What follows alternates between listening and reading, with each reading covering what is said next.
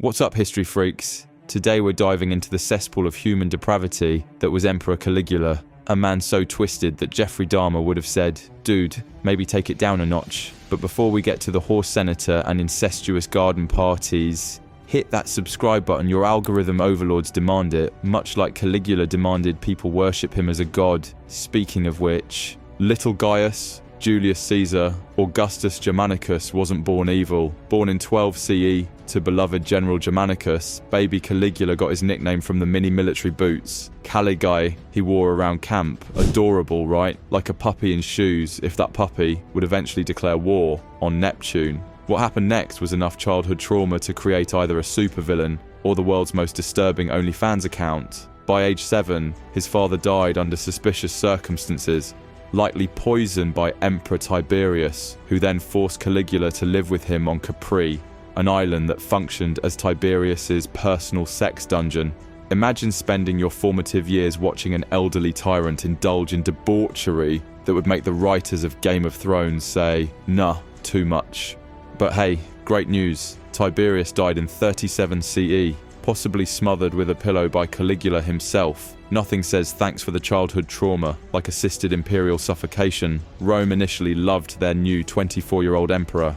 Caligula freed prisoners, recalled exiles, threw lavish games, and was basically the cool new boss who brings donuts to the office before revealing he's actually a psychopath. The honeymoon lasted approximately 6 months until Caligula fell seriously ill. When he recovered, something had changed. And by changed, I mean he went full-blown batshit crazy. When he loaned his sisters to his favourite officials as sexual favours, it wasn't generosity, it was surveillance. Pillow talk became imperial intelligence. The ultimate sister wife, Drusilla was even named heir to Caligula's empire, unprecedented for a woman. When she died in 38 CE, his grief was so extreme, he made it a capital offence to laugh, bathe, or dine with family during mourning.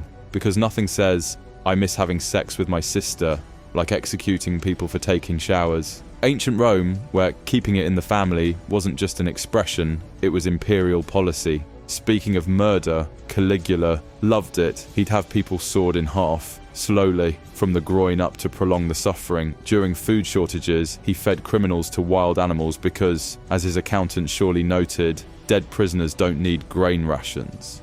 At gladiatorial games, Caligula would order the awnings closed on sweltering days, then forbid anyone from leaving.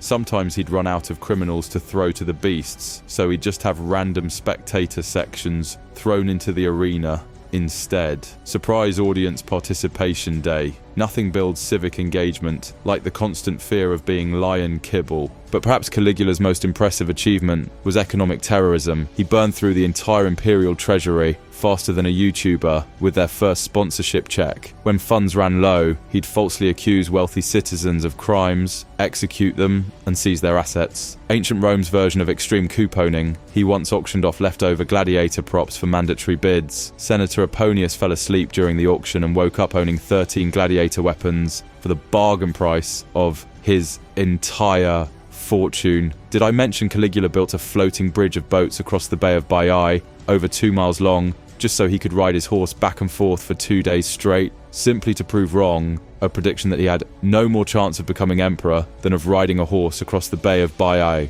That's the ancient Roman equivalent of spending your country's entire GDP to prove someone wrong on Twitter. But let's talk about Caligula's real passion project, his horse, Incitatus. This wasn't just any horse. Incitatus had a marble stable, an ivory manger, purple blankets, a jeweled collar, his own house with furniture, a staff of servants, and was allegedly appointed as a consul and priest. To be fair, compared to Caligula, the horse probably made more rational decisions. Should we declare war on the sea? Nay, which brings us to one of history's most absurd military campaigns. Caligula declared war on Neptune, god of the sea. He marched legions to the English Channel and ordered them to stab the water with spears, collect seashells as spoils of war, build a lighthouse to commemorate the victory.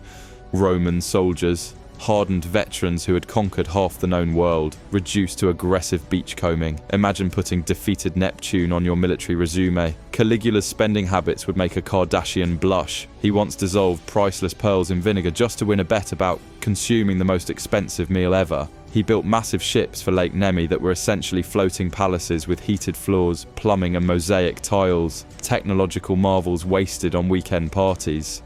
But perhaps his most disturbing flex was his treatment of dinner guests. He'd discuss philosophical topics during meals, then execute anyone who gave answers he disliked. Ancient Rome's version of change my mind, wrong answers only. Tonight's topic, should I be worshipped as a god? Answering correctly and win a free trip to the afterlife. Caligula demanded to be addressed as Jupiter and had the heads removed from statues of gods and replaced with his own likeness.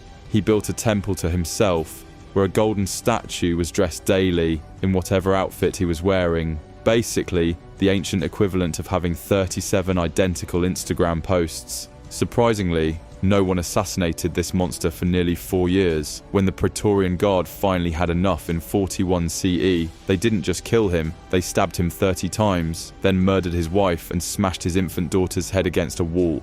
To prevent any mini Caligulas from seeking revenge, the Senate immediately ordered all statues of Caligula destroyed and his name erased from public records, damnatio memoriae, literally condemning his memory. Most of what we know about him comes from historians writing decades later.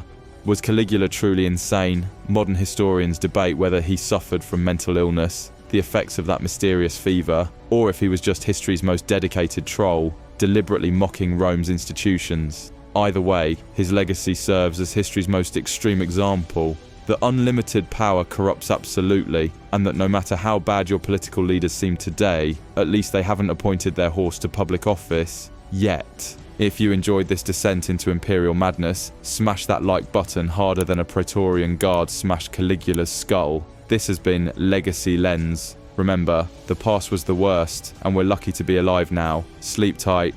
Following Caligula's assassination in AD 41, the Roman Senate swiftly initiated a campaign to obliterate his memory, a practice known as damnatio memoriae, or condemnation of memory. This entailed the systematic destruction of his statues, the erasure of his name from public inscriptions, and the melting down or defacement of coins bearing his image. The intent was to purge his presence from the public sphere and collective consciousness. However, Emperor Claudius, Caligula's successor and uncle, refrained from officially endorsing this condemnation. Despite this, efforts to erase Caligula's legacy persisted. Many of his statues were clandestinely removed or repurposed, often recarved to depict other emperors like Augustus or Claudius. His name was meticulously chiseled out from monuments and official records, and his images were either destroyed or stored away from public view. Ironically, these attempts at erasure have, in some cases, preserved his memory. Statues hidden away to avoid destruction have survived the ravages of time better than those displayed publicly. Moreover, historical accounts by later historians like Suetonius and Cassius Dio have ensured that Caligula's infamy endures. Thus, the very efforts to eliminate his memory have, paradoxically, contributed to its preservation.